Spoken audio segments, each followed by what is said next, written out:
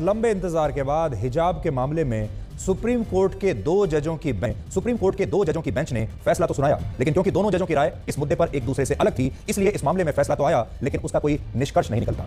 आज हम आपको यह बताएंगे कि इस बिना नतीजे वाले फैसले के मायने क्या हैं और भारत के 15 लाख स्कूलों में जो 25 करोड़ बच्चे पढ़ते हैं उनके भविष्य पर इस फैसले का क्या असर होगा। इस पूरे फैसले को स्प्लिट वर्डिक्ट कहा जा रहा है, यानी किसी मुद्दे पर दिया गया एक ऐसा विभाजित फैसला जिसमें सुप्रीम कोर्ट के दोनों जजों की राय अलग अलग थी। और जब किसी कानूनी मामले में ऐसा होता है तो उस केस को सुप्रीम कोर्ट के मुख्य न्यायाधीश के पास वापस भेज दिया जाता है। और यह ठीक वैसा ही है जैसे कोई ट्रेन अपनी मंजिल पर न पहुंचकर वापस उसी स्टेशन पर आकर खड़ी हो जाए जहां से वो चली थी। और हिजाब के मामले में भी अभी ऐसा ही हुआ है। आपके लिए जो बड़ी समझने की बात यह है कि हिजाब के मामले में आज सुप्रीम कोर्ट भी कोई अंतिम फैसला नहीं ले पाया, और यह बहुत ही निर्णायक फैसला होगा। जब भी इस पर कोई फैसला होगा, यह टर्निंग पॉइंट होगा।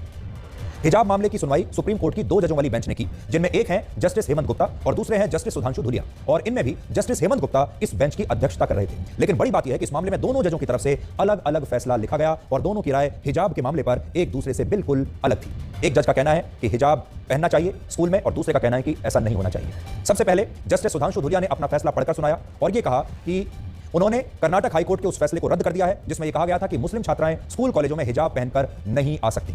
उन्होंने यह भी कहा कि इस केस में हाईकोर्ट ने फैसला देकर एक गलत रास्ता अपनाया था, जबकि उन्हें यह लगता है कि किसी मुस्लिम छात्रा द्वारा हिजाब पहनना या ना पहनना उसकी अपनी पसंद यानी उसकी अपनी चॉइस का सवाल है, जिसमें ना तो अदालत को आपत्ति होनी चाहिए और ना ही सरकार को। तो जस्टिस धुलिया ने यह कह दिया कि हिजाब पहनने में कोई आपत्ति किसी को नहीं होनी चाहिए। ये सारी बातें जस्टिस सुधांशु धुलिया ने अपने फैसले में कही, और उन्होंने यह भी कहा कि उनके लिए बड़ा सवाल यह है कि मुस्लिम छात्राओं को शिक्षा मिलती रहे और वो किसी भी तरह शिक्षा से वंचित ना रहे। लेकिन अब आप ये देखिए कि जस्टिस हेमंत गुप्ता ने अपने फैसले में क्या कहा है। उन्होंने कर्नाटक हाईकोर्ट और कर्नाटक सरकार के फैसले को बिल्कुल सही माना है और यह कहा है कि मुस्लिम छात्राओं को हिजाब पहनकर क्लासेस अटेंड करने की अनुमति नहीं दी जा सकती। और सबसे अहम, उन्होंने अपने फैसले में 11 बहुत महत्वपूर्ण सवाल भी उठाए हैं। जैसे उन्होंने पूछा है कि क्या सरकारी आदेश किसी के मौलिक अधिकार या उल्लंघन कर सकता है, क्योंकि कर्नाटक सरकार ने ही एक आदेश के तहत मुस्लिम छात्राओं के हिजाब पहनने पर रोक लगाई थी। इसके अलावा क्या स्कूल और कॉलेज प्रबंधन छात्रों की यूनिफॉर्म पर फैसला ले सकते हैं, क्या इस मामले को संविधान पीठ के पास भेजा जा सकता है, और क्या इस्लाम में हिजाब पहनना अनिवार्य है। इन तमाम सवालों को पढ़ने के बाद जस्टिस हेमंत गुप्ता ने कहा कि उन्हें लगता है कि इस केस में मुस्लिम छात्राओं ने जितनी भी याचिकाएं दायर की हैं उन्हें खारिज कर दिया जाना चाहिए और इस केस में सरकार और हाईकोर्ट के फैसले को बरकरार रखा जाना चाहिए। यानी दोनों जजों ने जब एक दूसरे से अलग अलग फैसला सुनाया तो इस स्प्लिट वर्डिक्ट की वजह से यह केस वापस सुप्रीम कोर्ट के मुख्य न्यायाधीश के पास भेज दिया गया और अब इस मामले में फिर से एक नई बेंच बनाई जाएगी और फिर से सारी दलीलों को सुना जाएगा। और इस बार बेंच बड़ी होगी, या तो 3 जजों की होगी या 5 जजों की बेंच होगी जो इस पर सुनवाई करेगी। और अब यह केस लंबा नहीं बल्कि बहुत लंबा चलने वाला है। इसलिए अगर आपको लगता है कि मामला जल्द समाप्त हो जाएगा तो ऐसा बिल्कुल नहीं है। हकीकत यह है कि यह मामला इतनी आसानी से अब सुलझेगा नहीं। एक और बात, अब जब तक सुप्रीम कोर्ट इस मामले में कोई नया फैसला नहीं सुनाती तब तक कर्नाटक हाईकोर्ट के फैसले की यथास्थिति को बरकरार रखा जाएगा, जिसमें यह कहा गया कि मुस्लिम छात्राएं हिजाब पहनने की जिद नहीं कर सकती क्योंकि यह उनका संवैधानिक अधिकार नहीं है। मैं आज इस फैसले की कॉपी अपने साथ लेकर आया हूं और सुप्रीम कोर्ट के आज के फैसले में जो बड़ी बातें लिखी हैं वो पहले मैं आपको पढ़कर सुनाना चाहता हूं। सबसे पहले आपको बताता हूं कि जस्टिस सुधांशु धुलिया ने अपने जजमेंट में क्या खास बातें कही हैं। उन्होंने लिखा है, comparison of a school with a war room or defense camp seems odd to say the least. Schools are not required to have the discipline and regimentation of a military camp. वो ये कह रहे हैं कि school तो school है, ये कोई मिलिट्री कैंप नहीं है, ये कोई रेजिमेंट नहीं है जहां इस कदर ऐसा डिसिप्लिन बनाया जाए कि उसमें यह बता दिया जाए कि कौन आदमी क्या पहनेगा, इतने अनुशासन की आवश्यकता नहीं है। It is necessary to have discipline in schools, but discipline not at the cost of freedom, not at the cost of dignity. Asking a pre-university school girl to take off her hijab at her school gate is an invasion on her privacy and dignity. बिल्कुल स्पष्ट justice Sudhanshu Dhulia ने लिख दिया है कि आप किसी मुस्लिम छात्रा को स्कूल के गेट पर अगर ये कहते हैं कि आप स्कूल के अंदर हिजाब नहीं पहन सकते तो ये उसकी प्राइवेसी का हनन है, उसकी डिग्निटी का हनन है। और जो स्कूल का जो डिसिप्लिन है वो आज़ादी की कीमत पर नहीं होना चाहिए, डिग्निटी की कीमत पर नहीं होना चाहिए। यानी वो साफ साफ कह रहे हैं कि स्कूल में हिजाब पहनने में कोई आपत्ति नहीं है, हिजाब पहना जा सकता है। ये एक जज की राय है जो उनका जजमेंट है। अब देखिए जस्टिस हेमंत गुप्ता क्या कहते हैं, जिनकी राय इससे बिल्कुल उलट है। उन्होंने लिखा है, the uniform prescribed would lose its meaning if the student is permitted to add और subtract any part of uniform. School की जो यूनिफॉर्म है वो वैसी ही होनी चाहिए, छात्रों को इसका कोई अधिकार नहीं होना चाहिए कि वो उसमें कुछ भी ऐड कर सकें या उसमें से कुछ भी हटा सकें। The schools are nurseries for training the citizen for future endeavours. If the norms of the uniform in the school are permitted to be breached, then what kind of discipline is sought to impart it to the students? उनका ये साफ कहना है और वो आगे कहते हैं, the students are required to follow the discipline of the school in the matter of uniform. They have no right to be in the school in violation of the mandate of the uniform prescribed under the statute and the rules. इनकी राय बिल्कुल अलग है। ये कहते हैं कि school की जो यूनिफॉर्म है वो सबके लिए बराबर होनी चाहिए, हर छात्र के लिए बराबर होनी चाहिए और किसी छात्र को यह अधिकार नहीं होना चाहिए कि वो स्कूल के अनुशासन को तोड़े और उस यूनिफॉर्म में अपने हिसाब से फेरबदल कर सके। तो ये दो राय जो है जजों की हमने आपको बता दी। एक ही अदालत के 2 जज हिजाब को अलग अलग तरीके से दिख रहे हैं। एक को हिजाब ऐसा दिखता है, यानी समझ लीजिए ब्लैक में दिखता है, और दूसरे जज को हिजाब ऐसा दिखता है यानी व्हाइट में दिखता है। और इसीलिए हमारे शो का नाम भी ब्लैक एंड व्हाइट है ताकि हम आपको बता सकें क्या ब्लैक है और क्या व्हाइट है। लेकिन आज के जो इस फैसले को अगर आप देखें इसमें ब्लैक एंड व्हाइट के अलावा बहुत सारा ग्रे है और इस ग्रे की वजह से ही सुप्रीम कोर्ट हिजाब के मामले पर किसी अंतिम फैसले पर पहुंच नहीं पा रहा। अब 5 जज बैठेंगे और वो तय करेंगे कि इस देश में हिजाब पहना जाएगा स्कूलों में या नहीं पहना जाएगा। कर्नाटक के शिक्षा मंत्री का कहना है कि अगर कोई मुस्लिम छात्रा अब भी हिजाब की जिद करती है तो उसे परीक्षा में नहीं बैठने दिया जाएगा। ban of hijab will continue. As you know that Karnataka Education Act and rule does not permit any religious items inside the class. So we are very clear that no student can wear hijab inside the class. कि कर्नाटक सरकार section 131 की तरह यह regulate delegate करके हिजाब पर ban का order पारित कर सकती थी, नहीं कर सकती थी। ये हिजाब एसेंशियल प्रैक्टिस का पार्ट है, नहीं है। और जो आर्टिकल 25, 19, 14 सबका हवाला देते उन्होंने 11 क्वेश्चन फॉर्मुलेट किए हैं और उन सारे क्वेश्चन का जो आंसर उन्होंने दिया है यह कहते हुए कि इस आधार पर एसएलपी स्वीकार योग्य नहीं है और उन्होंने खारिज किया है। ये जो चॉइस है, जो अपना सिर के ऊपर किसी को हिजाब रखना है या किसी को कवर करना है, ये लेडी का अपना चॉइस है, तो इस पॉइंट के ऊपर उन्होंने एम्फेसिस दिया है। और तीसरा पॉइंट जो इंपॉर्टेंट उन्होंने बोला है कि जो बच्चों की तालीम और एजुकेशन का मामला है वो बड़ा इंपॉर्टेंट है और बच्चों की तालीम के लिए हमें ऐसा कोई काम या ऐसी कोई चीज जिसमें उनकी एजुकेशन के ऊपर रुकावट आए तो उस चीज का उन्होंने एम्फेसिस दिया कि ऐसा कोई काम जो है उसके खिलाफ है, बच्चे की एजुकेशन के खिलाफ है। इस पूरे घटनाक्रम से जो बड़ी बात आज आप समझ सकते हैं वो ये कि असल में ये सारा खेल विचारों और विचारों के बीच पैदा हुए टकराव का है। ये दो विचारधाराएं हैं और उनके टकराव का ये पूरा खेल है। जैसा मैं आपको बता रहा था कि एक हिजाब है, उस हिजाब को एक जज एक तरीके से दिख रहा है, दूसरा जज दूसरे तरीके से दिख रहा है। और सोचिए, एक ही देश है, लोकतंत्र एक है, संविधान एक है, कानून एक है, घटनाक्रम भी एक है और एक ही अदालत के दो जज इस मुद्दे पर सुनवाई कर रहे हैं, लेकिन उस विषय पर दोनों जजों की राय और नजरिया अलग अलग है। एक जज को लगता है मुस्लिम छात्राओं को हिजाब पहनने का अधिकार मिलना चाहिए, दूसरे को लगता है कि यह बिल्कुल भी जरूरी नहीं है और इसे रोका जाना चाहिए। यानी अल्टीमेट प्रूफ, यानी अंतिम प्रमाण या कह लीजिए अंतिम सत्य क्या है, उसे अदालत और जज भी समझ नहीं पा रहे हैं। और आज हर व्यक्ति अपने साथ अपना खुद का बनाया हुआ एक सत्य लेकर चल रहा है। आपका सच कुछ हो सकता है, मेरा सच कुछ हो सकता है। अलग अलग विचारधाराओं के लोग अपने अपने सच को लेकर चल रहे हैं और हर व्यक्ति अपने सच को लेकर लड़ाई कर रहा है, लेकिन अंतिम सत्य क्या है ये कोई नहीं जानता।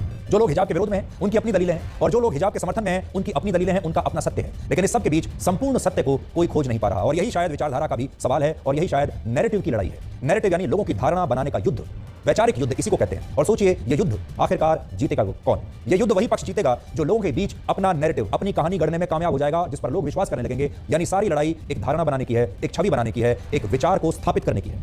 लोगों के दिमाग में उस विचार को स्थापित करने की लड़ाई है। और अगर लोगों के मन में यह धारणा बन गई कि भारत में मुस्लिम छात्राएं अगर हिजाब पहनकर स्कूल कॉलेजों में पढ़ना चाहती हैं तो इसमें कौन सा गुनाह कर रही हैं, इसमें कौन सी बड़ी बात है, तो ये नैरेटिव जीत जाएगा और फिर भविष्य में हमारे देश में इस पर कभी कोई सवाल उठेगा ही नहीं। और भविष्य में आने वाली पीढ़ियों को यही लगेगा कि स्कूल कॉलेजों में हिजाब पहनना एक सामान्य सी बात है और इसमें इसके बाद किसी को भी कोई आपत्ति नहीं होगी। ये आज हमारी पीढ़ी को आपत्ति हो रही है, हो सकता है अगली जो आने वाली पीढ़ी होगी तब तक हमारे देश में ऐसी चीजें हो चुकी होंगी कि उन्हें स्कूल में हिजाब पहनने में कुछ ना तो नया दिखाई देगा ना ही कुछ एबनॉर्मल दिखाई देगा। वो सोचेंगे यही सामान्य है, यही नॉर्मल है। इसको अंग्रेजी में कहते हैं this is the new normal. अभी हमारे देश के बहुत सारे लोग इस मामले की गंभीरता को समझ नहीं रहे हैं, लेकिन सच है कि हिजाब से जुड़ा यह पूरा मामला भारत के लिए, भारत के समाज के लिए एक बहुत बड़ा टर्निंग पॉइंट साबित होगा, जिसमें हमारे देश की धर्मनिरपेक्षता भी दांव पर लगी हुई है। और कैसे, वो भी आज आप समझिए। हम आपको इस विवाद से जुड़ी आज 5 ऐसी घटनाओं के बारे में बताएंगे जिनका बहुत कम जिक्र होता है, लेकिन इन 5 घटनाओं को अगर आप याद रखेंगे तो आप इस घटना के विश्लेषण को बहुत अच्छी तरह से समझ जाएंगे, क्योंकि इनमें बहुत बड़ी सीख छुपी हुई है। इसलिए जो 5 पॉइंट हैं इन्हें आप ध्यान से सुनिएगा। पहला, हिजाब को लेकर खड़ा हुआ यह आंदोलन जमीन से निकला हुआ ऑर्गेनिक आंदोलन नहीं था। यह लोगों का आंदोलन नहीं है, यह बनाया हुआ आंदोलन है। खुद कर्नाटक सरकार ने सुप्रीम कोर्ट को यह बताया था कि 2021 से पहले राज्य के स्कूल कॉलेजों में मुस्लिम छात्राएं कभी भी हिजाब पहनकर नहीं आती थी। तो फिर 2021 में ऐसा क्या हुआ कि अचानक जो छात्राएं कभी भी हिजाब पहनकर नहीं आ रही थी उन्हें अचानक यह बात समझ में आई कि अब से हम हिजाब पहनकर ही जाएंगी। इसके बाद पॉपुलर फ्रंट ऑफ इंडिया यानी पीएफआई ने कुछ मुस्लिम छात्राओं के दिमाग में जहर भरना शुरू किया और एक ऐसा नैरेटिव तैयार किया गया जिससे पूरी दुनिया में यह संदेश गया कि भारत में मुस्लिम महिलाओं को हिजाब पहनने से रोका जा रहा है। जबकि सच ये था कि भारत के एक राज्य के एक छोटे से जिले के एक छोटे से कॉलेज में सिर्फ 9 मुस्लिम छात्राओं को हिजाब पहनकर क्लास में आने की इजाजत नहीं दी गई थी। यह शुरुआत हुई थी 9 छात्राओं से, लेकिन पूरी कहानी ऐसे बनाई गई कि इस पर 57 दुनिया के 57 मुस्लिम देशों के संगठन ओआईसी ने भारत के खिलाफ एक प्रस्ताव पारित कर दिया। लेकिन बड़ी बात यह है कि आज अगर अदालत ने और सरकार ने इन मुस्लिम छात्राओं को हिजाब पहनने की इजाजत दे भी दी तो आप यकीन मानिए इनमें से बहुत सारी छात्राएं इसके बाद हिजाब पहनकर स्कूल कॉलेज जाएंगी ही नहीं। वो वैसे ही जाएंगी जैसा 2 साल पहले जाया करती थी। ये एक नकली लड़ाई तैयार की गई है, क्योंकि ये लड़ाई असल में हिजाब के लिए नहीं बल्कि नैरेटिव के लिए लड़ी जा रही है, ये छवि के लिए लड़ी जा रही है, ये वैचारिक युद्ध है। दूसरी बात, हिजाब को लेकर जो आंदोलन पीएफआई ने खड़ा किया उसे आईएसआईएस और अल कायदा जैसे आतंकवादी संगठनों का समर्थन मिला। अल कायदा के प्रमुख अयमान अल जवाहिरी ने अपनी मौत से पहले जो आखिरी वीडियो सार्वजनिक किया था उसमें उसने भारत की उन मुस्लिम छात्राओं की खुलकर तारीफ की थी जो अल्लाहू अकबर के नारे लगाकर हिजाब पहनने की जिद पर अड़ी हुई थी। इस आतंकवादी ने इन महिलाओं का पूरा समर्थन किया था। तो देखिए, आंदोलन खड़ा किया किसने? पीएफआई ने। आंदोलन को समर्थन कौन कर रहा है? अल कायदा जैसे, आईएसआईएस जैसे आतंकवादी संगठन। तीसरी बात, इसी साल मार्च के महीने में जब कर्नाटक हाई कोर्ट के 3 जजों ने यह फैसला सुनाया कि हिजाब पहनना इस्लाम धर्म में अनिवार्य नहीं है और इन मुस्लिम छात्राओं को हिजाब पहनने की इजाजत नहीं मिल सकती, तो इन तीनों जजों को मुस्लिम कट्टरपंथियों की तरफ से जान से मारने की धमकियां मिलने लगी। इन जजों को ऐसे ऐसे वीडियोस भेजे गए जिनमें कहा गया कि वो भले ही जज होंगे अपने घर में या अपनी अदालत में, लेकिन गैर मुस्लिम होकर उन्हें इस्लाम पर टिप्पणी करने का कोई अधिकार नहीं है, और अगर उन्होंने ऐसा कुछ किया तो उन्हें इसके गंभीर परिणाम भुगतने पड़ेंगे। और हैरानी की बात यह है कि तब इन मुस्लिम कट्टरपंथियों के डर से इन तीनों जजों को वाय श्रेणी की सुरक्षा लेनी पड़ी। सोचिए क्या सा जमाना है हमारे देश में समय आया है जब हिजाब के मामले पर फैसला सुनाने वाले हाई कोर्ट के जजों को सुरक्षा लेनी पड़ रही है, क्योंकि उन्हें यह डर है कि कट्टरपंथी उनकी हत्या कर सकते हैं, उनकी जान ले सकते हैं। अब हमारे देश में कितने ऐसे जज होंगे जो इस तरह की संवेदनशील मामलों पर खुलकर अपना फैसला सुना पाएंगे? हकीकत यह है कि आज हमारे देश का जो खास वर्ग हिजाब की मांग कर रहा है वही वर्ग आने वाले दिनों में शायद ये भी कहेगा, ये मांग करेगा कि हिजाब के मामले की सुनवाई किसी दूसरे धर्म के जज को नहीं बल्कि किसी मुस्लिम धर्म के जज को ही करनी चाहिए। आप हमारी बात याद रखिएगा, थोड़े दिन में ये मांग आने वाली है। ये मांग भविष्य में आपको सुनने को जरूर मिलेगी और देश की न्यायपालिका जो है उस पर भी सवाल उठाए जा सकते हैं। देश की न्यायपालिका की अपनी धर्मनिरपेक्षता पर भी सवाल उठ सकते हैं। सोचकर देखिए, अगर हिजाब की जिद को आज मान लिया जाए तो हमारे देश के स्कूल कैसे दिखाई देंगे? ऐसे दिखाई देंगे। फिर हमारे देश के स्कूल ऐसे दिखेंगे जैसे आप इन तस्वीरों में दिख रहे हैं, जिसमें मुस्लिम छात्राएं हिजाब पहनकर आएंगी और इसके जवाब में हिंदू समुदाय के छात्र भी भगवा गमछा पहनकर स्कूल आने की मांग करेंगे और ईसाई और दूसरे धर्म के छात्र अपनी अपनी धार्मिक पोशाकों में स्कूल की क्लासेस अटेंड करेंगे। और क्या आप इसकी कल्पना कर सकते हैं? आज जो तस्वीर हम आपको दिखा रहे हैं वो वही तस्वीर है। अगर हिजाब की मांग की गई और हिजाब की मांग मान ली गई तो फिर हिंदू धर्म के जो छात्र हैं वो भी इस तरह से स्कूल आने की मांग करने लगेंगे। और ये जो दो तस्वीरें आपको आज दिख रही हैं, हो सकता है भविष्य के स्कूल आपको ऐसे नजर आएं। आज जब भारत एक धर्मनिरपेक्ष देश होते हुए भी यह तय नहीं कर पा रहा कि मुस्लिम छात्राओं को हिजाब पहनने की इजाजत मिलनी चाहिए या नहीं, तब ऐसे में एक कट्टर इस्लामिक देश ईरान में क्या हो रहा है आप सबको देखना चाहिए। ये दो तस्वीरें देख लीजिए। ईरान के स्कूल कॉलेजों में पढ़ने वाली मुस्लिम छात्राएं इस समय अपना हिजाब उतारकर सड़कों पर इसके खिलाफ जबरदस्त विरोध प्रदर्शन कर रही हैं, जबकि ईरान में हिजाब पहनना अनिवार्य है और ऐसा नहीं करने पर वहां जेल की सजा भी हो सकती है। लेकिन इसके बावजूद ईरान में हिजाब के खिलाफ एक बहुत बड़ी सामाजिक क्रांति इस समय चल रही है, जिसमें आप देख सकते हैं कि वहां कैसे मुस्लिम छात्राएं अपना हिजाब उतारकर सड़कों पर लहरा रही हैं और कह रही हैं कि उन्हें हिजाब की बेड़ियों में कैद नहीं किया जा सकता। ये ईरान की छात्राएं हैं, एक कट्टर मुस्लिम देश ईरान, जहां पर हिजाब अनिवार्य है। हिजाब ना पहनने पर जहां पर बाकायदा सजा दी जाती है, वहां की लड़कियां विरोध कर रही हैं। लेकिन दूसरी तरफ अब आप धर्मनिरपेक्ष भारत को देखिए। हमारे देश में मुस्लिम छात्राएं हिजाब पहनने की जिद कर रही हैं और धार्मिक नारे लगा रही हैं। ये दो तस्वीरें आपको बताएंगी कि कैसे भारत में इस समय उल्टी गंगा बह रही है।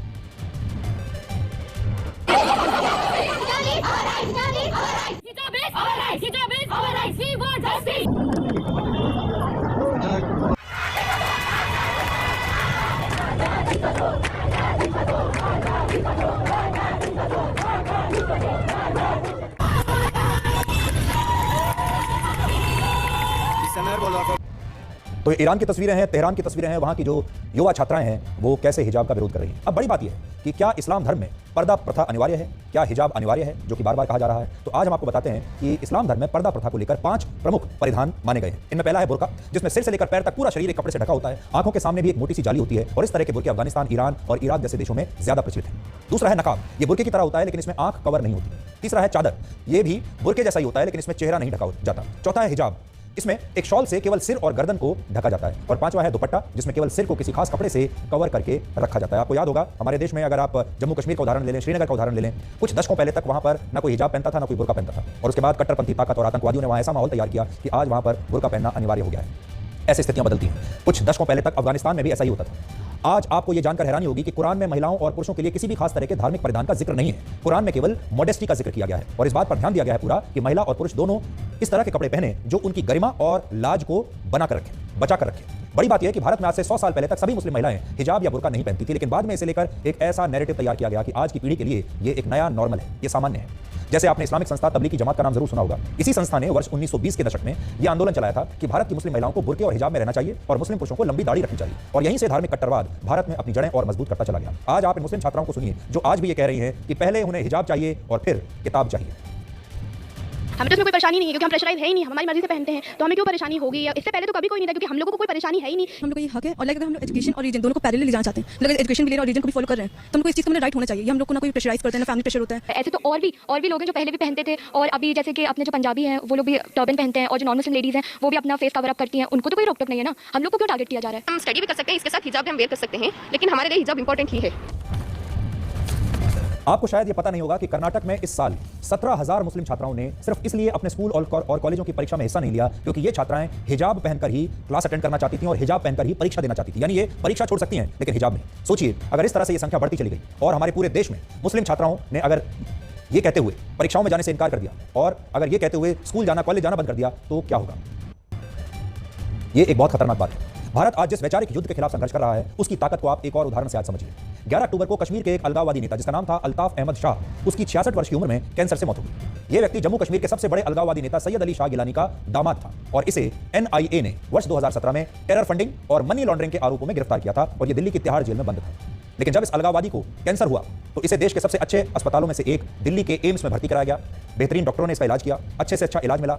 बड़ी बात यह है इसे तो अच्छे से अच्छा इलाज मिला, लेकिन आतंकवादी हमलों में जो लोग मारे जाते हैं उन्हें कभी भी ऐसा इलाज नसीब नहीं होता। ना तो उन्हें एम्स जैसा अस्पताल नसीब होता है, ना डॉक्टर नसीब होते हैं। ज्यादातर तो अस्पताल पहुंचने से पहले ही मर जाते हैं वो लोग जो इनके आतंकवादी गतिविधियों का शिकार होते हैं। सोचिए आप।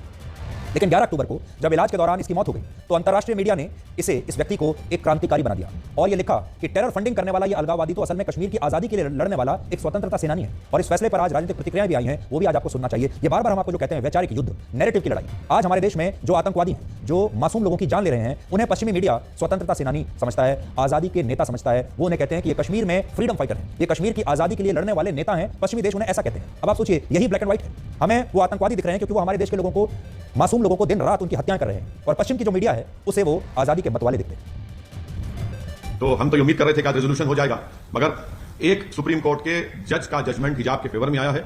और जो हाई कोर्ट का जजमेंट था, मेरी राय में it was bad in law, bad in terms of it contents, और उन्होंने गलत कुरानिक कमेंट्रीज एंड ट्रांसलेशन का इस्तेमाल किया। अब कुरान की आयत है ला यखराफिद दीन, के दीन में कोई जोर जबरदस्ती नहीं है, वो हिजाब के लिए इस्तेमाल नहीं हुई थी, वो रिलीजन के एक्सेप्टेंस में इस्तेमाल हुई थी। उलमा किराम ने कहा तो आपने उसको हिजाब पे डाल दिया। अच्छी बात यह है कि देश में कोर्ट चिंता कर रही है इस विषय का। हम भी समझते हैं विषय बहुत गंभीर है। आमतौर पे हम सभी को ये जरूर रहता है कि हमें स्कूल यूनिफॉर्म का सम्मान करना चाहिए, लेकिन अब इसमें जो भी होगा हाईकोर्ट के द्वारा बैन है।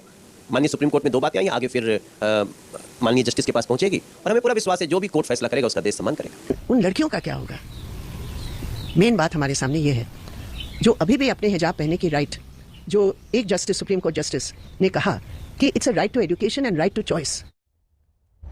भारत दुनिया का शायद ऐसा इकलौता धर्मनिरपेक्ष देश है जहां धार्मिक कट्टरवाद इस हद तक बढ़ चुका है, जबकि दुनिया के बाकी धर्मनिरपेक्ष देशों में ऐसा नहीं है। उदाहरण देखिए, फ्रांस एक धर्मनिरपेक्ष यानी सेक्युलर कंट्री है, लेकिन वहां वर्ष 2004 में ही स्कूल कॉलेजों में मुस्लिम छात्राओं के हिजाब पहनने पर रोक लगा दी गई। क्या इनकी हिम्मत है कि ये फ्रांस पर सवाल उठा सके? और क्या दुनिया में कोई ऐसी ताकत है जो फ्रांस को धर्मनिरपेक्ष न बताकर कहे कि फ्रांस एक सांप्रदायिक देश है? कोई नहीं कहता। इसके अलावा यूरोप के कुछ देश जैसे ऑस्ट्रिया, नॉर्वे और नेदरलैंड्स भी पूरी तरह धर्मनिरपेक्ष हैं, लेकिन इन देशों में भी स्कूलों में हिजाब पहनने पर रोक है। और बात सिर्फ धर्मनिरपेक्ष देशों की नहीं है। जिस सीरिया को दुनिया में सबसे कट्टर इस्लामिक देशों में से एक माना जाता है, वहां भी वर्ष 2010 में कॉलेजों में मुस्लिम छात्राओं के हिजाब पहनने पर रोक लगा दी गई थी। यानी भारत न सिर्फ धर्मनिरपेक्ष देशों से भी बहुत पीछे है, बल्कि आज हम इस्लामिक देशों से भी इस मामले में बहुत पीछे हैं। पिछले साल स्विट्जरलैंड में एक जनमत संग्रह कराया गया, जिसमें लोगों से पूछा गया कि वहां सार्वजनिक स्थानों पर मुस्लिम महिलाओं को हिजाब और बुर्का पहनने का अधिकार मिले या नहीं मिले, और तब स्विट्जरलैंड के 50% से ज्यादा लोगों ने इस पर प्रतिबंध लगाने की मांग की थी। लेकिन अब सोचिए, अगर भारत में आज ऐसा कोई जनमत संग्रह कराया जाए तो क्या होगा?